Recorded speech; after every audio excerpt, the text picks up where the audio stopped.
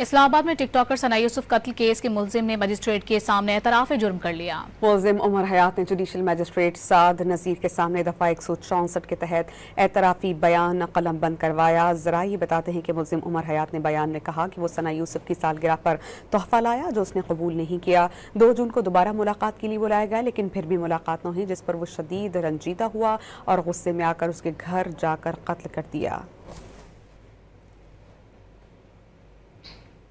इस्लामाबाद में टिकटॉकर सना यूसुफ कत्ल केस के मुलजिम ने मजिस्ट्रेट के सामने एतराफ़ जुर्म कर लिया। मुलजिम उमर हयात ने जुडिशल मजिस्ट्रेट साद नज़ीर के सामने दफ़ा 164 के तहत एतराफ़ी बयान कलमबंद करवाया। ज़रा ये बताते हैं कि मुलजिम उमर हयात ने बयान में कहा कि वो सना यूसुफ की सालगिरह पर तोहफा लाया जो उसने कबूल नहीं किया। 2 जून को दोबारा मुलाकात के लिए बुलाया गया, लेकिन फिर भी मुलाकात न हुई, जिस पर वो शदीद रंजीदा हुआ और गुस्से में आकर उसके घर जाकर कत्ल कर दिया।